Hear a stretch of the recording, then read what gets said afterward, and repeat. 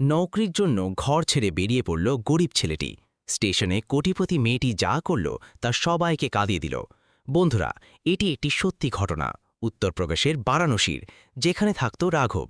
বয়স মাত্র ২০ বছর, কিন্তু দায়িত্ব এমন যে বড় বড় লোকেরাও ঘাবড়ে যাবে। গঙ্গার তীরে বসা সেই ছোট্ট মহল্লায় তার ঘর ছিল। রাঘব পড়াশোনায় খুব তীক্ষ্ণ ছিল, স্কুলে সবসময় টপ করত। মাস্টারজি বলতেন, যদি অবস্থা সাথ দেয় তাহলে এই ছেলে একদিন খুব বড় মানুষ হবে। কিন্তু কপাল যেন তার সাথে খেলা খেলে রেখেছিল। বাবা অনেক মাস ধরে অসুস্থ ছিলেন, খাটে শুয়ে শুয়ে শুধু ছাদের দিকে তাকিয়ে থাকতেন। মা সকাল থেকে সন্ধ্যা পর্যন্ত অন্যের বাড়িতে বাসন মাজত, ঝাড়ু পোছা করত, তবেই দুবেলার রুটি জুটত। অনেকবার এমনও হতো যে রাতে শুধু পানি খেয়েই ঘুমাতে হতো। সেদিনও কিছু এমনই হয়েছিল। রাঘব ঘরের বাইরে বসেছিল, পেটে খিদে ছিল, স্বপ্ন আর মনে এক অদ্ভুত ভয়। ভেতর থেকে বাবার কাশির আওয়াজ আসছিল। দৌড়ে ভেতরে গেল। বাবার অবস্থা খুব খারাপ ছিল। বেটা, দাওয়াই শেষ হয়ে গেছে, তারা ধীর আওয়াজে বললেন। রাঘব নিজের পকেট হাতড়াল। মাত্র ৭ টাকা, শুধু ৭ টাকা। তার হাত কাঁপতে লাগল, চোখে পানি এসে গেল। কিন্তু সে নিজেকে সামলে নিল। আমি এখনই নিয়ে আসছি বাবুজি, সে মিথ্যে বলল। সে ঘর থেকে বাইরে বেরিয়ে গেল এবং গলির কোণে দাঁড়িয়ে পড়ল। তার কিছুই বুঝতে পারছিল না যে কি করবে, কার কাছে চাইবে, কে দেবে। ঠিক সেই সময় কিছু গ্রামের লোক সেখান দিয়ে যাচ্ছিল। আরে রাঘব, পড়ে লিখে কি করবে, শেষমেশ তো বাপের মতো মজুরিই করতে হবে, একজন হাসতে হাসতে বলল। আর একজন বলল, গরিবের ছেলে কখনো বড় হয় না, স্বপ্ন দেখা ছেড়ে দে। তাদের কথাগুলো তীরের মতো তার মনে বিঁধছিল। সেদিন প্রথমবার রাঘবের মনে হলো যে হয়তো এই লোকেরা সত্যি বলছে। কিন্তু তখনই তার চোখ নিজের ঘরের দিকে গেল। মা দরজায় দাঁড়িয়েছিল, চোখে আশা নিয়ে। ঠিক সেই মুহূর্তে কিছু বদলে গেল। সেই রাতে রাঘব কোনো খাবার খায়নি। সে চুপচাপ বাবার পাশে বসে রইল, তাদের শ্বাস শুনতে থাকল। তারপর গভীর রাতে সে বাইরে আঙিনায় গেল, আকাশের দিকে তাকালো এবং নিজেকে বলল, যদি আমি এখানে থাকি তাহলে আমরা সবাই এভাবেই শেষ হয়ে যাব। আমাকে যেতে হবে, কিছু হতে হবে, যা হয় হোক। সে সিদ্ধান্ত নিয়ে নিল, সে ঘর ছাড়বে। রাত প্রায় ২টো বাজে ছিল। চারদিকে নিস্তব্ধতা ছিল। রাঘব ধীরে ধীরে উঠল, একটা পুরনো ব্যাগ বের করল। তাতে ২ জোড়া জামা রাখল এবং চুপচাপ দরজার দিকে এগোল। কিন্তু যেই সে বাইরে বেরোতে যাচ্ছিল, পেছন থেকে আওয়াজ এলো, রাঘব। সে থমকে গেল। মা জেগেছিল। সে তার কাছে এলো, তার চোখের দিকে তাকালো এবং সব বুঝে গেল। যাচ্ছিস না তুই? সে ধীর আওয়াজে জিজ্ঞাসা করল। রাঘবের চোখ থেকে অশ্রু ঝরে পড়ল। মা, যদি আমি না যাই তাহলে আমরা কখনো বদলাতে পারব না। কিছুক্ষণের জন্য দুজন চুপ করে রইল, শুধু অশ্রুর আওয়াজ ছিল। তারপর মা ভেতরে গেল এবং একটা ছোট্ট পুরনো তাবিজ নিয়ে এলো। এটা তোর বাবুজি আমাকে বিয়ের সময় দিয়েছিল, আজ আমি এটা তোকে দিচ্ছি। সে তাবিজটা তার হাতে রাখতে রাখতে বলল, যখনই ভয় লাগবে এটা ধরে রাখবি, আর মনে রাখিস তোর মা তোর সাথে আছে। রাঘব তাবিজটাকে শক্ত করে ধরে নিল। সে মায়ের পা ছুঁয়ে বাইরে বেরিয়ে গেল। সে একবারও পেছনে ফিরে তাকায়নি, কারণ যদি সে দেখে ফেলত তাহলে হয়তো যেতে পারত না। রাতের অন্ধকারে সে হাঁটতে থাকল, না থেমে না ভেবে। প্রায় ১ ঘন্টা পর সে স্টেশনে পৌঁছল। সেখানকার দুনিয়া আলাদা ছিল। আলো, ভিড়, আওয়াজ, সবাই ছুটছিল। প্রত্যেকের কোথাও না কোথাও পৌঁছতে হতো। কিন্তু সেই ভিড়ের মধ্যে রাঘব একদম একা ছিল। সে এদিক ওদিক দেখল, তার কিছুই বুঝতে পারছিল না। তখনই একটা ট্রেন প্ল্যাটফর্মে এলো। লোকেরা ধাক্কাধাক্কি করে উঠতে লাগল। রাঘব গভীর শ্বাস নিল এবং বিনা টিকিটেই ট্রেনে উঠে পড়ল। ট্রেন চলতে শুরু করল। সে জানালার পাশে দাঁড়িয়েছিল। বাইরে অন্ধকার ছিল, কিন্তু তার ভেতর আশার একটা ছোট্ট আলো জ্বলে উঠেছিল। সকালে যখন ট্রেন শহরের বড় স্টেশনে থামল, তখন রাঘব নিচে নামল। এই শহর তার থেকে অনেক বড় ছিল, অনেক দ্রুত এবং অনেক গরম। সে সারাদিন এদিক ওদিক ঘুরতে থাকল। প্রত্যেক দোকান, প্রত্যেক অফিসে গেল। কাজ চাই, সে বলত, কিন্তু প্রত্যেক জায়গায় একই উত্তর মিলত, অভিজ্ঞতা নেই তো চলে যাও, আগে অভিজ্ঞতা নিয়ে এসো। কিছু লোক তো তাকে দেখতেও চাইত না। সন্ধে হতে হতে তার পা জবাব দিয়ে দিয়েছিল, পেটে আগুন জ্বলছিল, পকেটে একটা টাকাও বাকি ছিল না। সে আবার সেই স্টেশনে ফিরে এলো। প্ল্যাটফর্মের এক কোণে গিয়ে বসে পড়ল। চারিদিকে লোক ছিল, কিন্তু কেউ তার ছিল না। সে চুপচাপ নিচের মাটির দিকে তাকিয়েছিল। চোখ থেকে অশ্রু ধীরে ধীরে পড়ছিল। তখনই একটা ছোট্ট বাচ্চা তার কাছে এলো। তার হাতে বিস্কুটের অর্ধেক প্যাকেট ছিল। ভাইয়া, এটা নাও, সে নিষ্পাপভাবে বলল। রাঘব তার দিকে তাকালো এবং সেদিন প্রথমবার তার মুখে হালকা হাসি এলো। তুই খেয়ে নে, আমার লাগবে না, সে বলল। বাচ্চাটি বলল, আমার কাছে আরও আছে, আপনি খেয়ে নিন না। রাঘব বিস্কুট নিয়ে নিল। সেই ছোট্ট টুকরোতে সে যেন পুরো দুনিয়ার মিষ্টত্ব পেয়ে গেল। রাত হতে লাগল। ঠান্ডা বাড়তে লাগল। রাঘব সেখানেই প্ল্যাটফর্মে সিটিয়ে বসে গেল। সে মায়ের দেওয়া তাবিজ বের করল এবং তা শক্ত করে ধরে নিল। তার চোখ বন্ধ হয়ে গেল এবং ঠোঁটে শুধু একটাই কথা ছিল, মা, আমি হারব না। সকালের প্রথম হালকা রোদ প্ল্যাটফর্মে ছড়িয়ে পড়ছিল, কিন্তু রাঘবের জন্য রাত যেন এখনও শেষই হয়নি।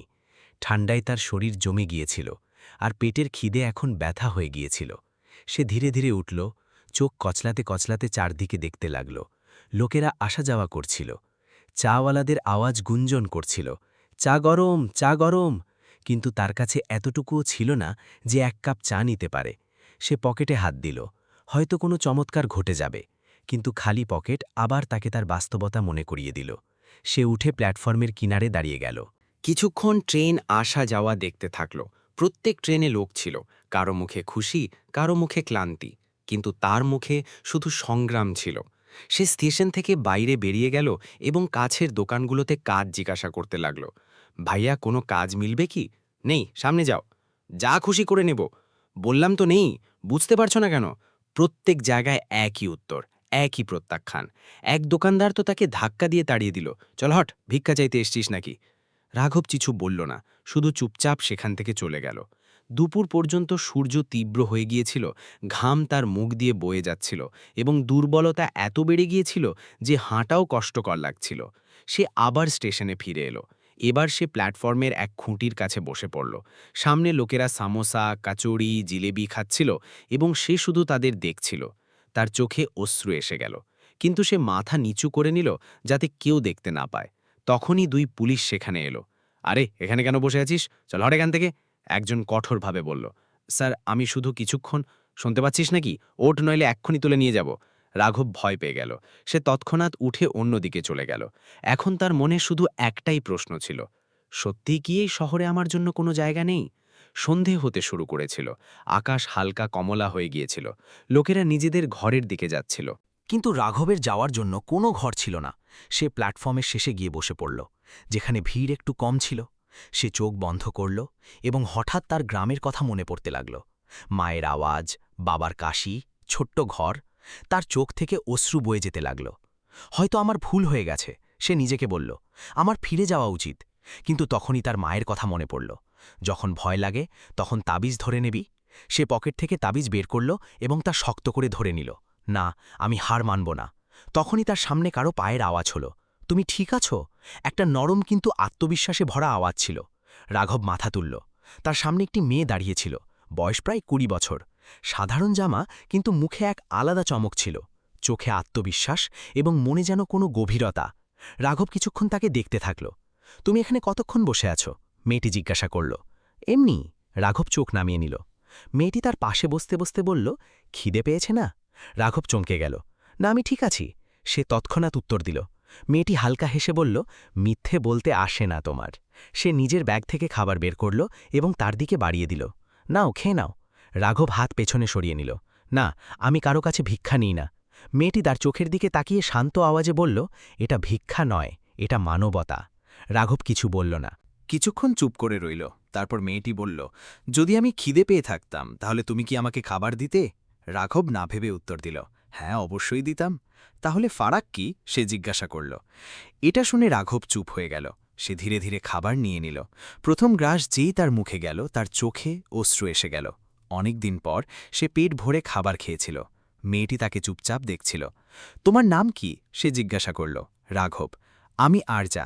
কিছুক্ষণ দুজন চুপ করে রইল। তারপর আরজা জিজ্ঞাসা করল, এখানে কি করছো? রাঘব প্রথমে কিছু বলল না, কিন্তু তারপর ধীরে ধীরে সে সব বলে দিল। গ্রাম, দারিদ্র্য, বাবার অসুস্থতা এবং চাকরির খোঁজ। আরজা মনোযোগ দিয়ে শুনতে থাকল। তার চোখে কোনো দয়া ছিল না, বরং সম্মান ছিল। তুমি পড়াশোনা করেছ? সে জিজ্ঞাসা করল।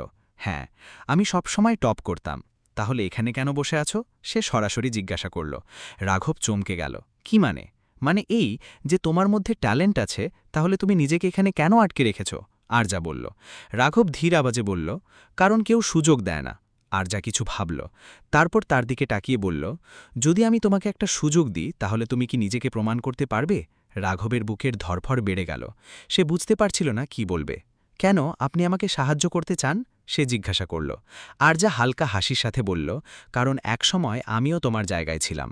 রাঘব অবাক হয়ে গেল। কি? কিন্তু আরজা সেই কথা আর এগোতে দিল না। সে উঠে দাঁড়াল। চলো আমার সাথে, সে বলল। রাঘব সেখানেই দাঁড়িয়ে রইল। তার মাথায় অনেক প্রশ্ন ছিল। আমি কি এর উপর ভরসা করতে পারি? কোথাও এটা কোনো প্রতারণা তো নয়? যদি এই সুযোগ সত্যিই আমার জীবন বদলে দেয়? সে নিজের মুঠোয় তাবিজ শক্ত করে ধরে নিল।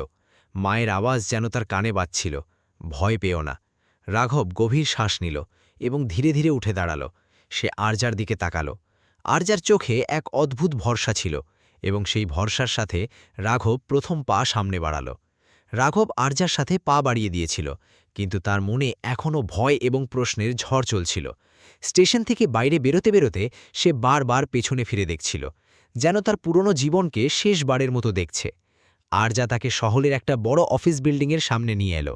উঁচু উঁচু কাঁচের দেওয়াল, ভেতরে আসা যাওয়া করা লোক, প্রত্যেকের হাতে ফাইল এবং মুখে প্রফেশনাল এক্সপ্রেশন। এই দুনিয়া রাঘবের জন্য একদম নতুন ছিল। চলো, আরজা বলল। রাঘব ইতস্তত করল। আমি এখানে? হ্যাঁ, এখানেই। আরজা সরাসরি উত্তর দিল। দুজন ভেতরে গেল। রিসেপশনে বসা মেয়েটি আরজাকে দেখেই উঠে দাঁড়িয়ে নমস্তে করল। Good morning madam. রাঘব চমকে গেল। ম্যাডাম? সে প্রথমবার অনুভব করল যে আরজা কোনো সাধারণ মেয়ে নয়। আরজা হালকা হেসে বলল, এখান থেকে তোমার শুরু হবে। কিছুক্ষণ পর সে রাঘবকে একটা ছোট্ট কেবিনে নিয়ে গেল। এখনকার জন্য তোমাকে এখানে কাজ করতে হবে, সে বলল। কোন কাজ? রাঘব জিজ্ঞাসা করল। ফাইলস অ্যারেঞ্জ করা, ডেটা এন্ট্রি আর যা বলা হবে, আরজা শান্ত স্বরে উত্তর দিল। রাঘবের মনে হালকা হতাশা এলো। সে ভেবেছিল হয়তো কোনো বড় সুযোগ মিলবে, কিন্তু তারপর সে নিজেকে বোঝালো, শুরু তো ছোটই হয়। একটা কথা মনে রেখো, আরজা যেতে যেতে বলল, এটা সুযোগ, এমন নয়। রাঘব মাথা নাড়ল। প্রথম দিন সহজ ছিল না। অফিসের বাকি লোকেরা তাকে অদ্ভুত দৃষ্টিতে দেখছিল। এই নতুন ছেলেটা কে? জানি না, মনে হয় কোথা থেকে তুলে এনেছে। দেখতে তো মজুর লাগে। তাদের কথা রাঘব স্পষ্ট শুনতে পাচ্ছিল, কিন্তু সে কিছু বলল না। সে চুপচাপ নিজের কাজ করে যেতে থাকল। দিন কেটে যেতে লাগল। প্রত্যেক দিন কেউ না কেউ তাকে ছোট করার চেষ্টা করত। কখনো জিনে শুনে বেশি কাজ দিয়ে দিত, কখনো ছোট ছোট ভুলের জন্য বকত। একবার তো এক সিনিয়র সবার সামনে বলল, তোমার মতো লোক অফিসের জন্য বানানো হয়নি, ফিরে স্টেশনে যাও। এটা শুনে রাঘবের ভেতর কিছু ভেঙে গেল। সেই রাতে সে তার ছোট্ট ঘরে বসেছিল। চোখে অশ্রু ছিল, হাতে মায়ের তাবিজ। আমি সত্যিই কি এখানকার যোগ্য নই? সে নিজেকে জিজ্ঞাসা করল। কিন্তু তারপর তার বাবার মুখ মনে পড়ল, মায়ের পরিশ্রম মনে পড়ল। সে তাবিজ শক্ত করে ধরে নিল। না, আমি হার মানব না। পরের দিন থেকে সে নিজেকে আরও বেশি ঝুঁকিয়ে দিল। সে সবার আগে অফিসে আসত, সবার পরে যেত, প্রত্যেক কাজ মনোযোগ দিয়ে শিখত। ধীরে ধীরে কিছু লোক লক্ষ্য করতে লাগল যে এই ছেলেটা আলাদা। একদিন অফিসে হঠাৎ হইচই পড়ে গেল। কোম্পানির একটা বড় প্রজেক্ট বিপদে পড়েছিল। কোটি কোটি টাকার লোকসান হতে যাচ্ছিল। বড় বড় ম্যানেজার মিটিংয়ে বসেছিলেন, কিন্তু কেউ সমাধান বের করতে পারছিল না। যদি এই ডিল ফেল হয় তাহলে কোম্পানির অনেক বড় লোকসান হবে, কেউ বলল। রাঘব বাইরে দাঁড়িয়ে সব শুনছিল। সে ফাইলস দেখেছিল, তার কাছে সমস্যা বোঝা যাচ্ছিল। কিন্তু ভেতরে যাওয়ার সাহস হচ্ছিল না। যদি আমি কিছু ভুল বলে ফেলি? তারপর তার আরজার কথা মনে পড়ল। এটা সুযোগ। সে সাহস জোগাড় করে ধীরে ধীরে মিটিং রুমের দরজায় নক করল। সবার দৃষ্টি তার দিকে ঘুরে গেল। হ্যাঁ, কি আছে? এক সিনিয়র গোসাই জিজ্ঞাসা করল। রাঘব ঘাবড়ে গেল, কিন্তু তবুও বলল, স্যার, আমার মনে হয় আমি এই সমস্যার সমাধান বলতে পারি। ঘরে নিস্তব্ধতা নেমে গেল। তারপর হঠাৎ কেউ হেসে উঠল। তুই আমাদের শেখাবি? বাইরে যা, কেউ বলল। কিন্তু তখনই পেছন থেকে আওয়াজ এলো, তাকে বলতে দাও। এটা আরজা ছিল। সবাই চুপ হয়ে গেল। বলো, সে রাঘবকে বলল। রাঘব গভীর শ্বাস নিল এবং ধীরে ধীরে নিজের আইডিয়া বোঝাতে শুরু করল। শুরুতে তার আওয়াজ কাঁপছিল, কিন্তু যত সে বলতে থাকল তার আত্মবিশ্বাস বাড়তে থাকল। সে এত স্পষ্ট এবং লজিক্যালভাবে সমস্যার সমাধান বলল যে সবাই অবাক হয়ে গেল। ঘরে কয়েক সেকেন্ডের জন্য নীরবতা নেমে এলো। তারপর এক সিনিয়র বলল, এটা এটা তো কাজ করতে পারে। আরেকজন বলল, আমরা তো এই অ্যাঙ্গেলেই ভাবিনি। আরজার মুখে হালকা হাসি ছিল। সে বলল, ইমপ্লিমেন্ট করো এটাকে। কয়েক ঘন্টা পর প্রজেক্ট বেঁচে গেল। কোম্পানির কোটি কোটি টাকার লোকসান এড়ানো গেল এবং প্রথমবার সবার দৃষ্টি রাঘবকে আলাদাভাবে দেখতে লাগল। যে লোকেরা তাকে স্টেশনের ছেলে বলতো, এখন তারা চুপ ছিল। সেদিনের পর সব বদলে গেল। রাঘবকে এখন সম্মান পেতে লাগল, তার মতামত নেওয়া হতে লাগল এবং ধীরে ধীরে সে অফিসের গুরুত্বপূর্ণ অংশ হয়ে উঠল। সন্ধ্যায় আরজা তাকে নিজের কেবিনে ডেকে পাঠাল। গুড জব, সে বলল। রাঘব মাথা নিচু করে নিল। Thank you. কিছুক্ষণ চুপ করে রইল। তারপর রাঘব সাহস করে জিজ্ঞাসা করল, আপনি সেদিন আমাকে সাহায্য করলেন কেন? আরজা কয়েক সেকেন্ড চুপ করে রইল। তারপর জানালার দিকে তাকিয়ে বলল, কারণ একসময় আমিও সেই স্টেশনে বসেছিলাম, খিদে পেয়ে, একা। রাঘব অবাক হয়ে তার দিকে তাকাল। আমাকেও কেউ একটা সুযোগ দিয়েছিল, কোনো প্রশ্ন না করে। আরজার আওয়াজ হালকা ভারী হয়ে এলো, এবং আজ আমি সেই সুযোগ এগিয়ে দিচ্ছি। রাঘবের চোখে সম্মান ভরে গেল। এখন সে তাকে শুধু একজন ধনী মেয়ে নয়, বরং একজন শক্তিশালী মানুষের মতো দেখছিল। সেদিনের পর দুজনের মধ্যে কিছু বদলে গেল। সেই সম্পর্কের কোনো নাম ছিল না, কিন্তু এক গভীর যোগাযোগ তৈরি হয়ে গিয়েছিল। রাঘব এখন শুধু নিজের জন্য নয়, বরং সেই ভরসার জন্য কাজ করছিল যা আরজা তার ওপর করেছিল। একদিন আরজা বলল, রাঘব, এখন সময় এসেছে যে তুমি শুধু নিজেকে নয়, অন্যদেরও বদলাও। রাঘব তার দিকে তাকালো। মানে? আরজা হাসল। তোমাকে একটা নতুন দায়িত্ব দিতে যাচ্ছি। রাঘবের সামনে এখন জীবনের সবচেয়ে বড় সুযোগ দাঁড়িয়েছিল, এবং এবার সে শুধু নিজের জন্য নয়, বরং সেই সব লোকের জন্য এগিয়ে যাচ্ছিল যারা কখনো তার মতো অসহায় ছিল। আরজা তাকে একটা নতুন দায়িত্ব দিল, কোম্পানির একটা সোশ্যাল প্রজেক্ট, যেখানে গরিব এবং প্রয়োজনীয় যুবকদের চাকরির জন্য তৈরি করা হতো। তোমাকে এটা সামলাতে হবে, আরজা বলল, কারণ তুমি জানো নিচ থেকে ওপরে ওঠার যাত্রা কেমন হয়। রাঘব কিছুক্ষণ চুপ করে রইল। তার চোখে চমক ছিল, কিন্তু মনে দায়িত্বের বোঝাও। আমি পুরো চেষ্টা করব, সে ধীরে বলল। চেষ্টা নয়, ইয়াকিন। আরজা হাসল। এখান থেকে রাঘবীর জীবনের আসল পরিবর্তন শুরু হল। দিনরাত পরিশ্রম করে সে সেই প্রজেক্টকে দাঁড় করাল। সে নিজে সেই বাচ্চাদের সাথে দেখা করত, তাদের গল্প শুনত, তাদের শেখাতো, মোটিভেট করত।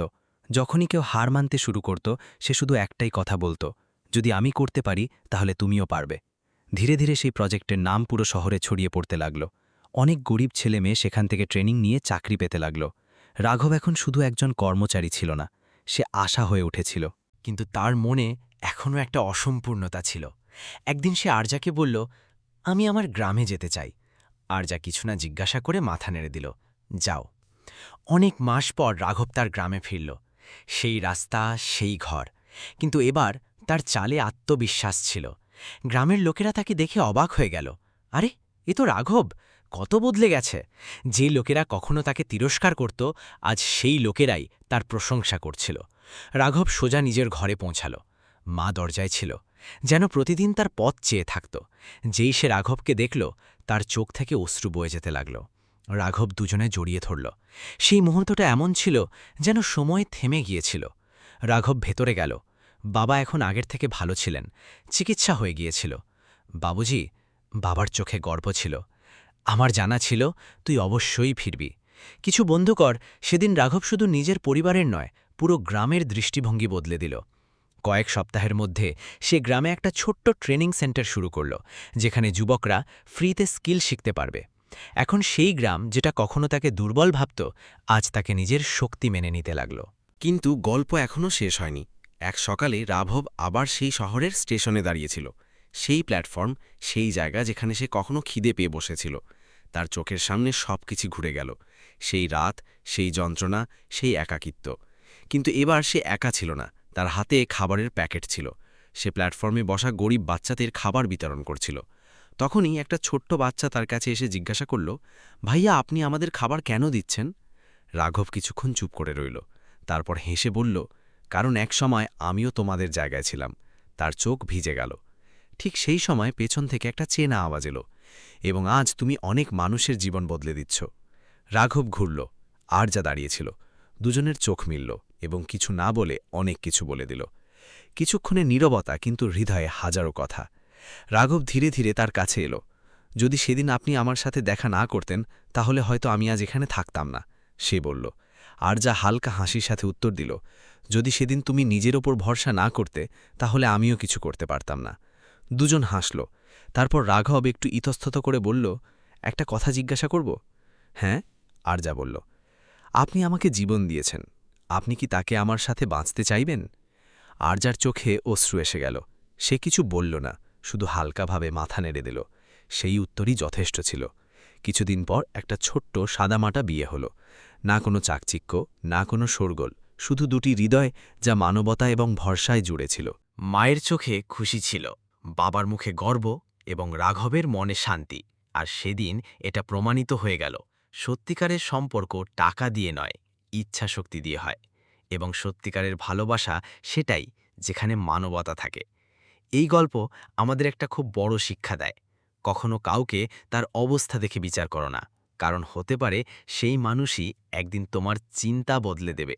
এবং যদি জীবনে কখনো সুযোগ মেলে, তাহলে কারো সাহায্য অবশ্যই করো, কারণ তোমার একটা ছোট্ট সাহায্য কারো পুরো জীবন বদলে দিতে পারে। এখন আমি তোমাদের কাছে একটা প্রশ্ন করতে চাই। যদি তোমরা রাঘবের জায়গায় থাকতে, তাহলে কি হার মেনে নিতে? এবং যদি তোমরা আরজার জায়গায় থাকতে, তাহলে কি কোনো অচেনাকে সাহায্য করতে? নিচে কমেন্ট করে অবশ্যই বলো। আমি প্রত্যেকের উত্তর পড়ি। যদি তোমাদের এই গল্প মন থেকে ছুঁয়ে যায়, তাহলে এটাকে লাইক করো, তোমাদের বন্ধু এবং পরিবারের সাথে শেয়ার করো, এবং এমনই মন ছুঁয়ে যাওয়া গল্পের জন্য আমাদের চ্যানেল সাবস্ক্রাইব অবশ্যই করো, কারণ এখানে তোমরা এমন গল্প পাও যা শুধু শোনার জন্য নয়, অনুভব করার জন্য হয়। পরের গল্পে দেখা হবে।